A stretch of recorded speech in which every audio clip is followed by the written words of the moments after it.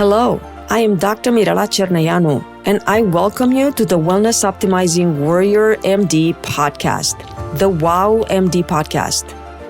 I am not your typical wellness coach, and this is not a typical wellness podcast.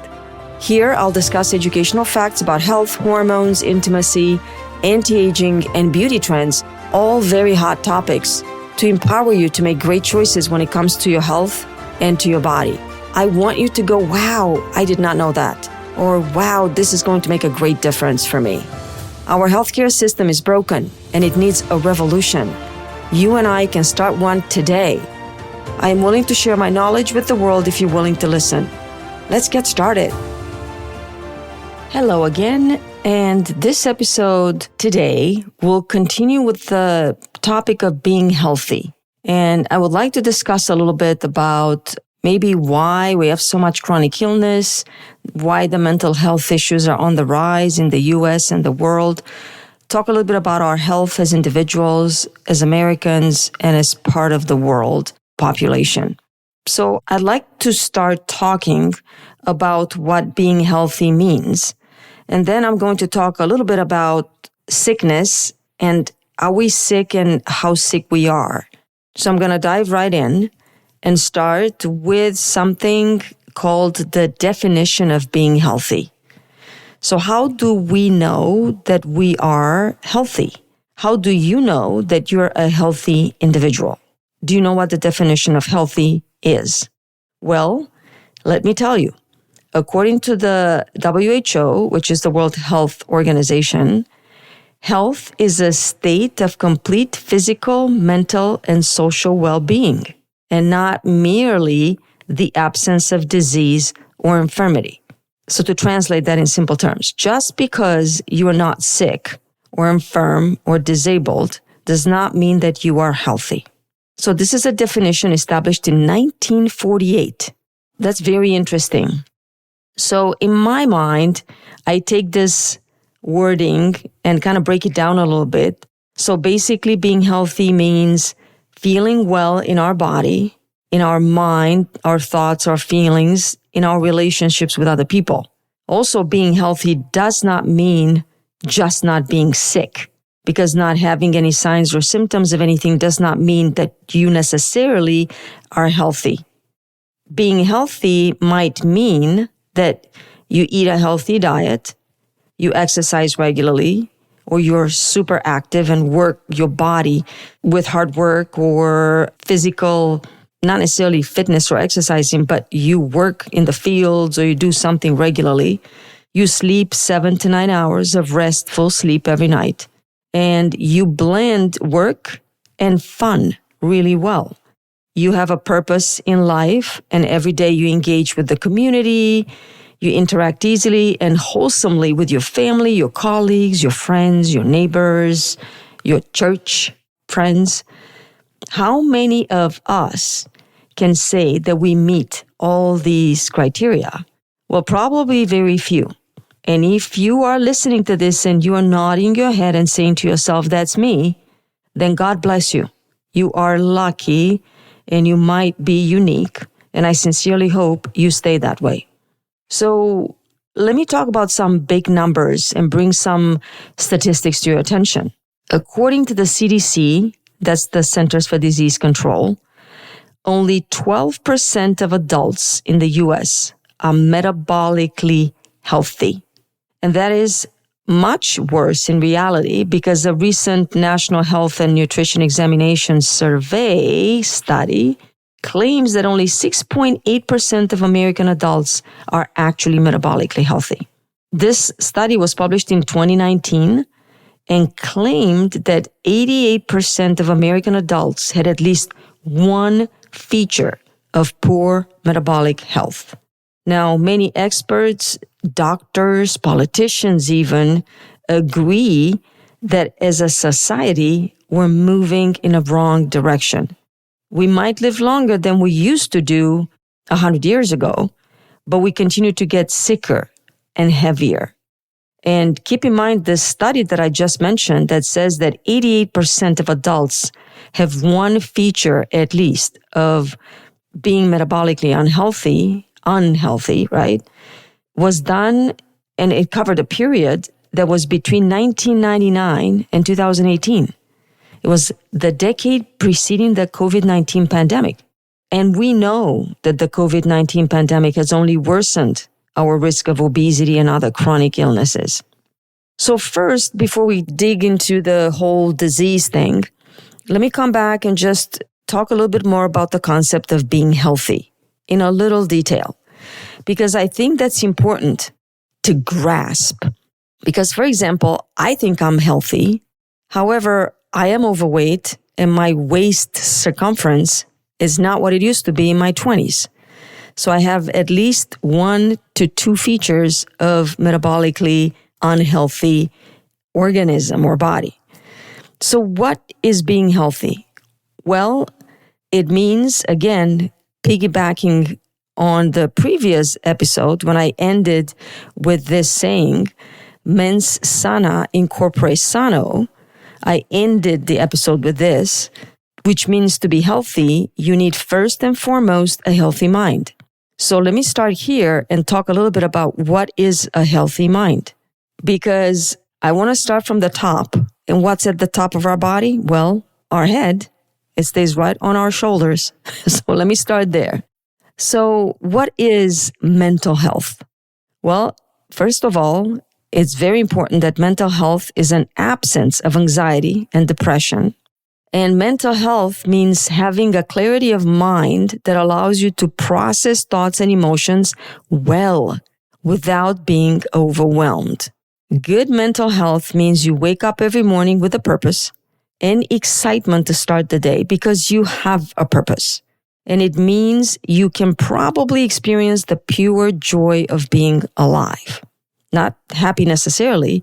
You understand you can't always be happy, but there are days when you wake up, even though you're not happy, you just simply are aware and enjoy being alive. Good mental health means you are excited that going to work will make a difference. You support yourself, you support your family. It makes a difference in someone else's life as well. You are also excited about going to school, maybe not necessarily working yet. You're going to school because you're going to learn something new that would help you solidify your purpose and why your life has meaning to you, and hopefully give you the tools to become whatever you aspire to become after you finish your schooling. In my mind, and this is again a personal dissertation here on what being mentally healthy means, being of a healthy mind means you are most of the times overall happy. Happy with who you are, happy with how you look, happy with where you work, happy with your family, your faith, your purpose in life. You feel fulfilled and have minimal regrets.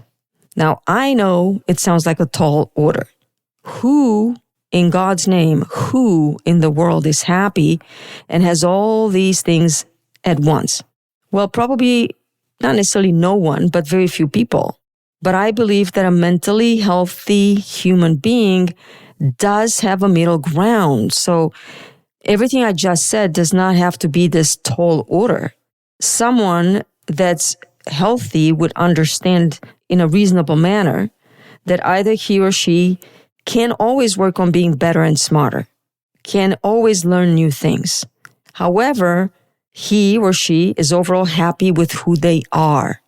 I also believe that a mentally healthy person most likely believes that they could look better and feel better. I mean, nobody looks exactly like Angelina Jolie and Brad Pitt, right?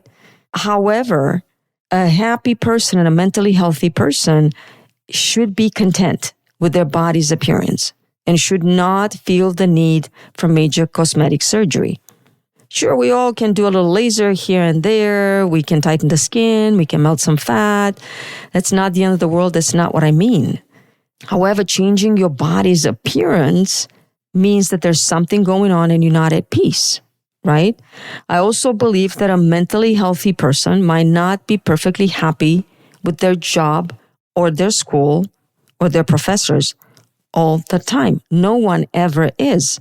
But overall, he or she hopefully loves what they do and they continue to work well with their colleagues at work or at the school to get the job done.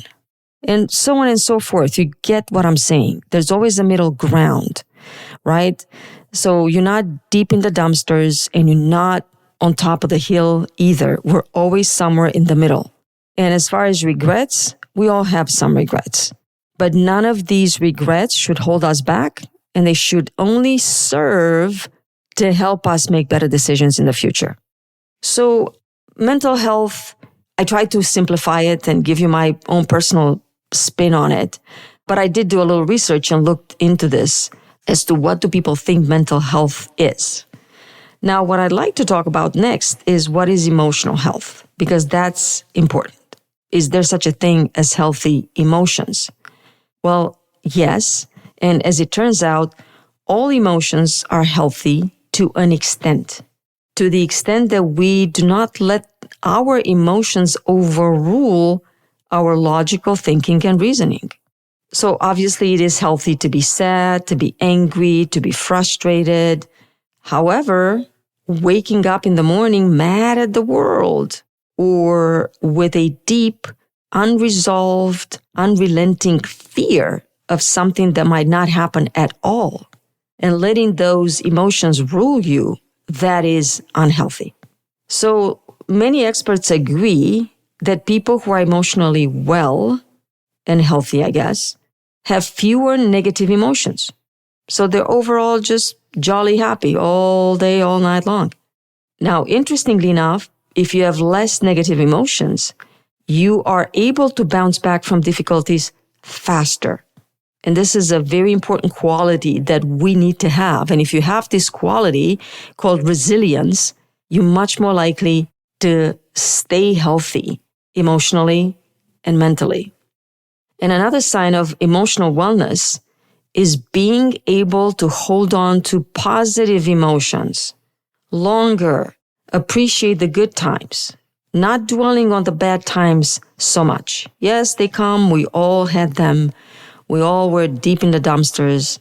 However, you get out of there. You don't stay there for too long because you understand you are alive. Every day you wake up, the sun is shining, the sky is blue, and the rain falls down from the sky to nourish us.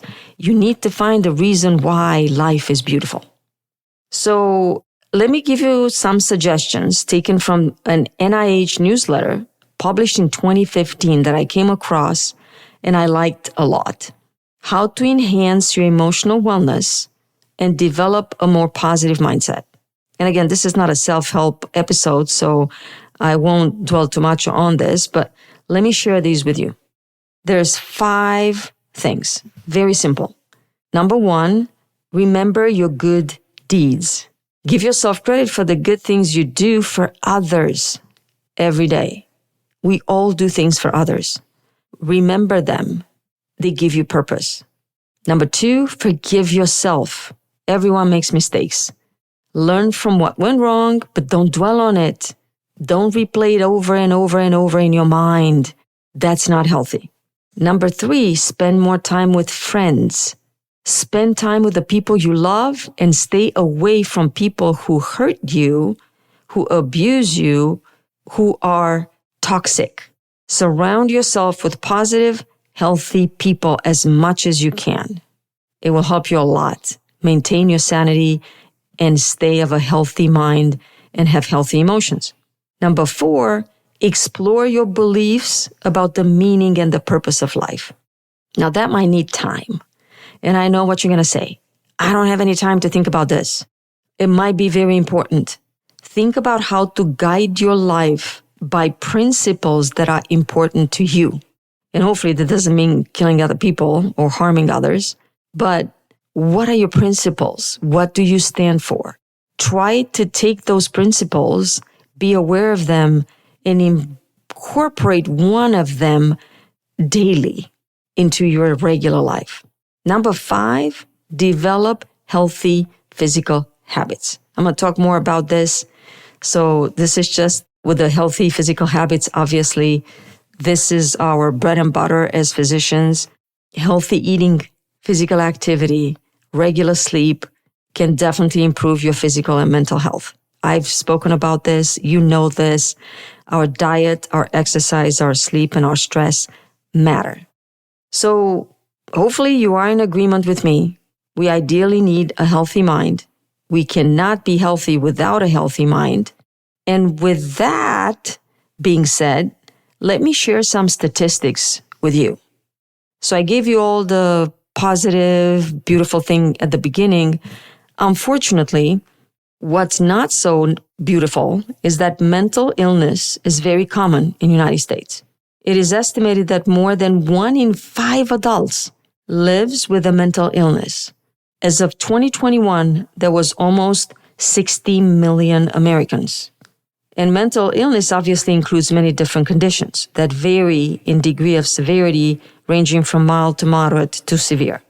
So just a few words on why do we have so much mental illness in America. Interestingly enough, America is supposed to be one of the richest countries in the world, but many people in America are very poor. Obviously, socioeconomic factors definitely shape mental health in America and everywhere in the world. Poverty, unemployment, and financial instability will contribute and possibly lead to mental stress and emotional instability. The stress of living in poverty can lead to chronic anxiety, depression, and a host of other mental issues. So we talked about socioeconomic factors. Another important factor are traumatic experiences, particularly during childhood. These have lasting effects on mental health. Obvious examples of negative childhood experiences are abuse or neglect and varying degrees of household dysfunction. All of these can disrupt a child's development and have been strongly linked to mental health issues later in adulthood. Trauma and stress both can alter brain chemistry and function, leading to diverse disorders like PTSD and anxiety and depression. For adults, traumatic life events or ongoing stress can increase the risk of mental illness. Issues like social isolation, domestic violence, relationship breakdown, financial or work problems can definitely impact an adult's mental health. High stress environments, whether we're talking about the workplace or in an educational institution, can and will lead to burnout, anxiety, and depression. Substance abuse, it's another factor. Now, addiction is an old problem in America, but it has become a crisis largely because of its new aspect of increased lethality. The CDC reported in 2022 105,000 drug overdose deaths. That's more than 5 times the deaths in 2002, 2 decades ago, and double the number from 2015. Just for context, there were roughly 43,000 car fatalities in 2022. So there are just about 2.5 times more people dying of drug overdose than car accidents in 2022.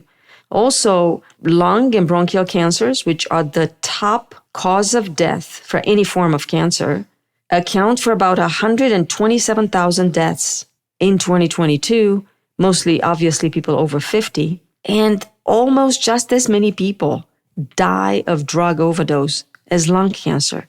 Think about these numbers for a second.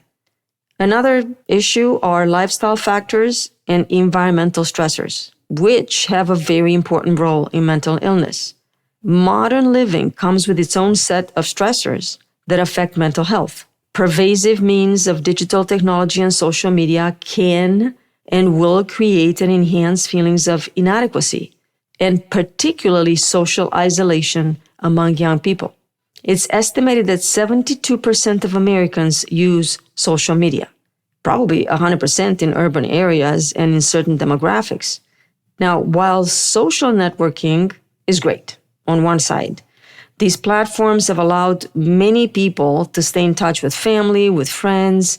However, research has shown there are some serious downsides to social media, especially in regards to mental health. They even made a movie about this, okay? A documentary. Unhealthy behaviors associated with social media are well known and include comparing oneself excessively to others, cyberbullying, and apparently FOMO, FOMO. If you didn't know what that is, it's experiencing the fear of missing out.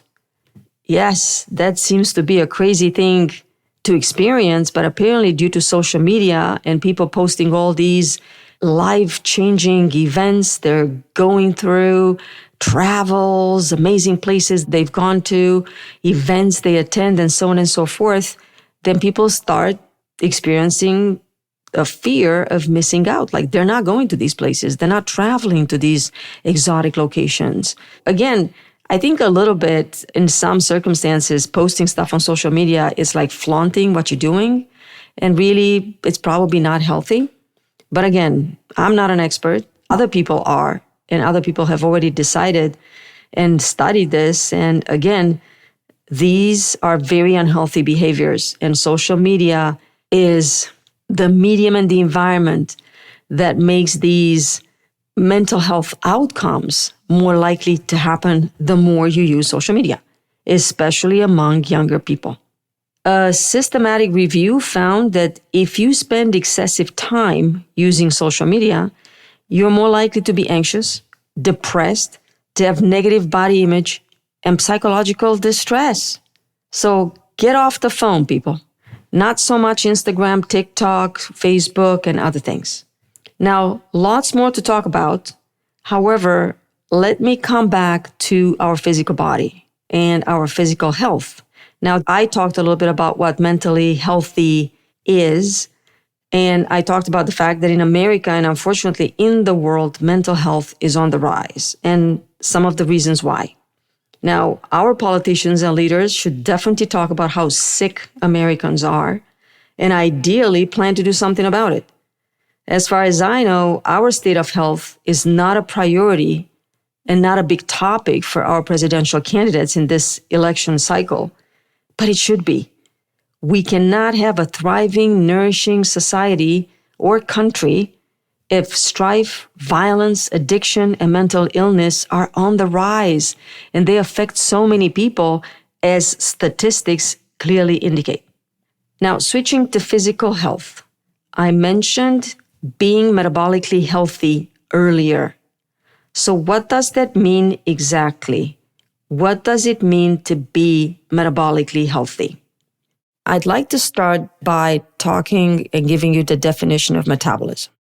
If you did not know what metabolism is, metabolism means the chemical processes that occur within a living organism and that are necessary in order to maintain life. That is the definition of metabolism. So, in other words, the whole sum of reactions that occur throughout our bodies within each and every cell that provide our body with the energy that it needs for its vital processes in the making and repairing of new organic material, it's our metabolism.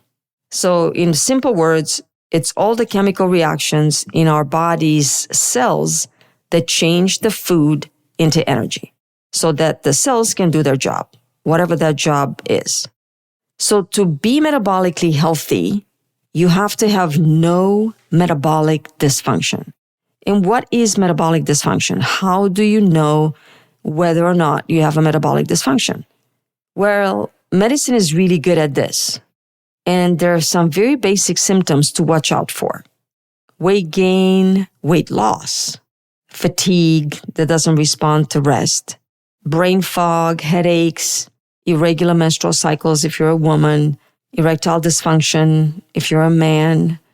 All of these signs and symptoms, which I mentioned a few, are signs that you have metabolic dysfunction. Interestingly enough, you should know this. This is the reason why you're listening to this episode. You can test and diagnose metabolic dysfunction with some very basic blood work. All doctors usually order these tests, and most patients have access to these tests as self-pay online. So when we think about metabolic health, there are 5 pretty important basic optimal health markers. Blood markers need to be within range without the use of any medications.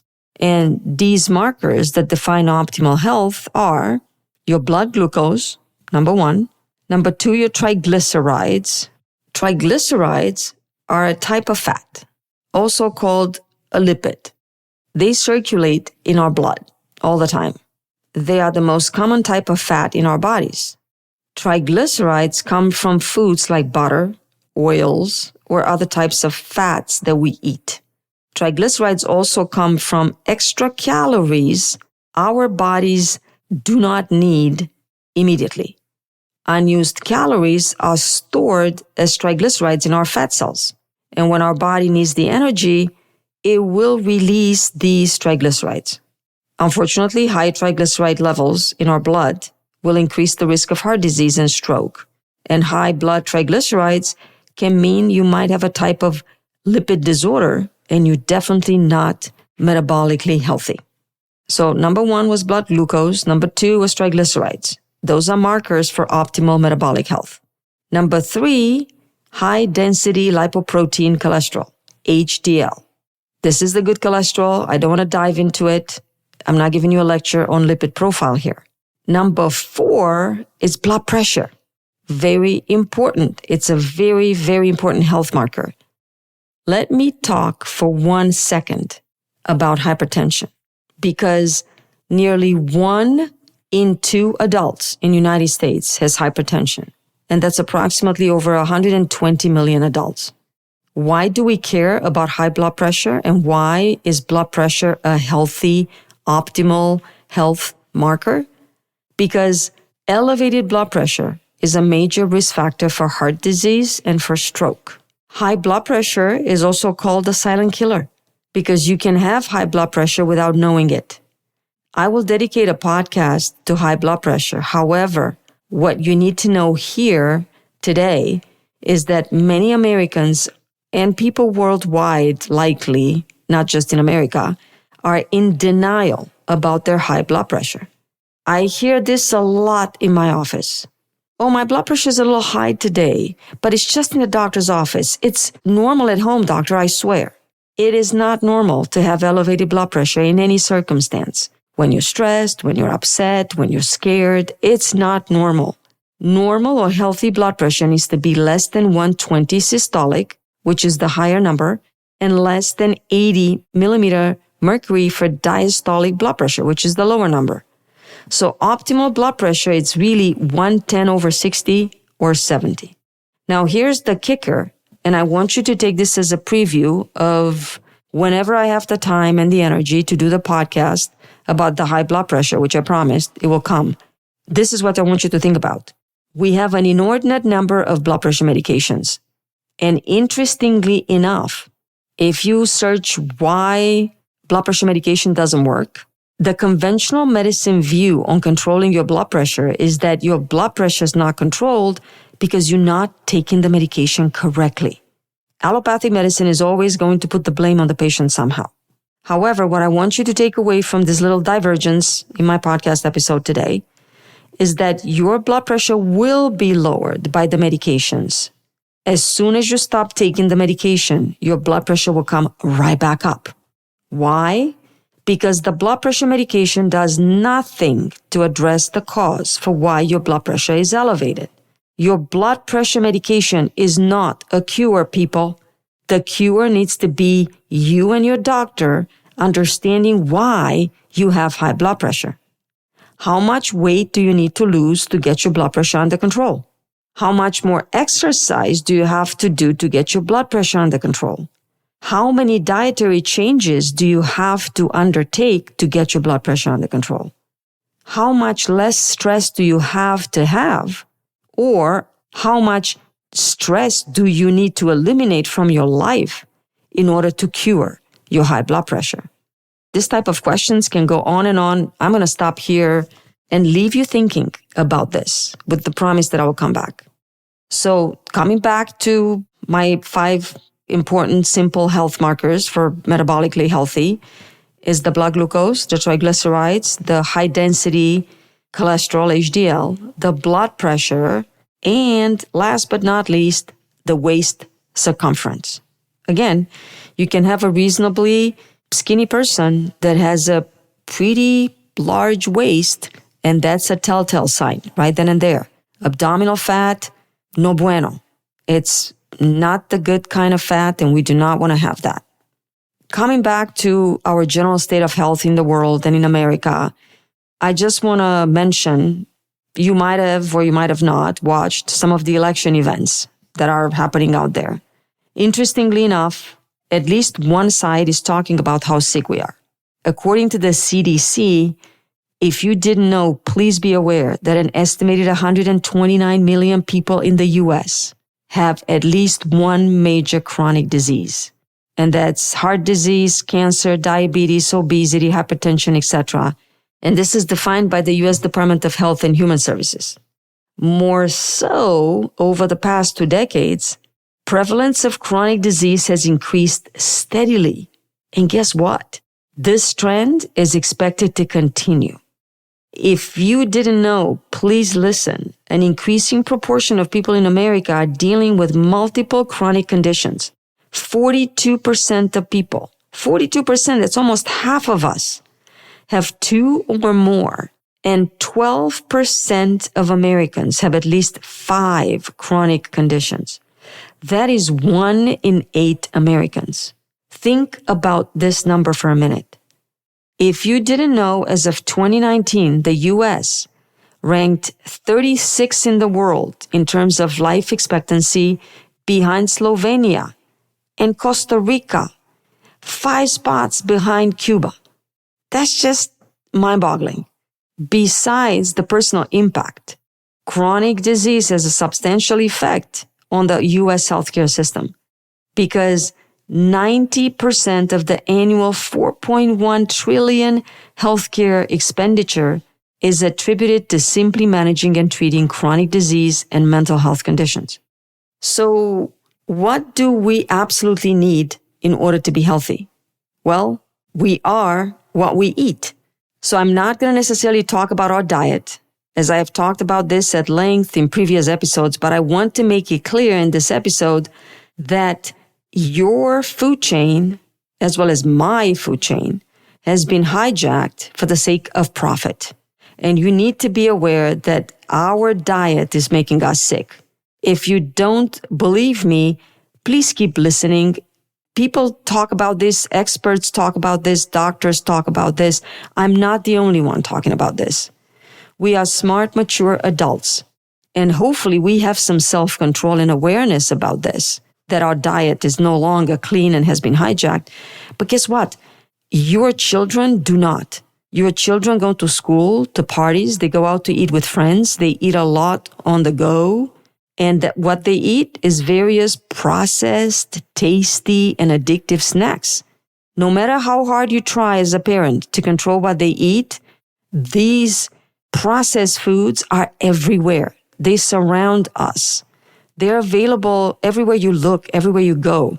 Supermarkets, gas stations, vending machines, cafeterias, restaurants, so on and so forth. And I'm going to pretty much wrap it up here. And I want to talk for 1 second about the healthy diet. Again, I discussed this at length, actually ad nauseum, in my previous episode entitled How Dirty is Your Diet? Please go back and listen if you're interested. What you might not know is that many of us believe that we eat a healthy diet, but we don't. Apparently, US adults commonly overestimate the quality of their diet. So how healthy is your diet? Well, it seems like a simple question, but according to a new and interesting study, this answer is one that most Americans struggle to get right. Interestingly, out of almost 10,000 participants, about 8,000 of them, which is about over 80%, inaccurately assessed their diet quality. So basically they asked, okay, what do you eat? And they looked at what you were eating and they said, no, this is not a healthy diet. So amongst these, almost all, which is 99% of participants, overrated the healthfulness of their diet. So basically, we believe we eat a healthy diet, but we overestimate it, and in reality, we don't eat a healthy diet. The same study found that only a small percentage of US adults can accurately assess the healthfulness of their diet, and interestingly, it's mostly the ones who perceive their diet as poor who are able to accurately assess their diet. So the people that say, Yes, I'm not eating the best of diets, but I try to do so as much as possible. These guys or gals are likely to be very accurate in their self-assessment. On the other side, the people who say, oh yeah, I eat a very healthy diet, might not be accurate and might overestimate the healthiness of their diet. I thought that was very interesting. So I talk a lot about diets in general. I'm going to leave you to ponder how healthy your own diet actually is. I'm going to leave you with a couple of words about my diet. Now, I cook and eat fresh food every day, but I do mix in some other conveniently prepackaged foods. I know my diet is not 100% clean. I enjoy some ice cream dessert at least 3 to 4 times a week. I use some occasional canned foods. I love leche martini, guys, so it's not available year round. You got to get the leche only from a canned leche. So I got my own weaknesses. I'm not perfect. I do use glass containers as much as possible to store cooked leftovers, but I buy slices of fruit that come in plastic. I use Ziploc bags, and I could go on and on. I changed all the cookware, and I use stainless steel mainly. However, think about where you can shift and where you can make changes and clean up so you can get closer to a healthy and clean diet. I'm going to continue in my next episode with a discussion on why we need to exercise, why do we need to eat clean, and the value of a doctor who cares and asks about your diet and exercise. And I'm going to close finally the mini-series leaving you asking, are you healthy? You should ask yourself every day, am I healthy? How do I feel today? And if your answer is yes, then ask yourself, what do I need to do to maintain my health?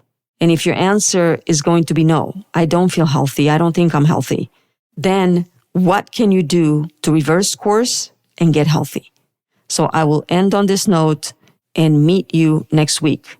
Same time, same place. Thank you so much for listening. If you are one of my faithful listeners and you are finding value and enjoying these episodes, please feel free to leave me a review on whatever platform you're listening to. Also, if you find the content in these topics useful, not just to you, but to someone else, a friend, a loved one, or simply an acquaintance that you know could benefit from the knowledge I share here, please feel free to forward my podcast to them. If you live in California and you'd like to work with our practice to help you achieve your wellness goals, please go to our website, www.herabeautyandwellness.com, and request an appointment. It will be our privilege to help you in any way, shape, and form we can. Any suggestions on a topic of beauty, wellness, or anti-aging are welcome. All you have to do is go to the website, leave a suggestion into the AI chat, and I promise you if you ask, I will listen and add your suggestion to my list of topics that I want to get to as soon as possible. Please join our Facebook group, The Wellness Optimizing Warrior MD. It's a small growing community that focuses on wellness, on what's new, what's safe, and what works in beauty, wellness, and anti-aging.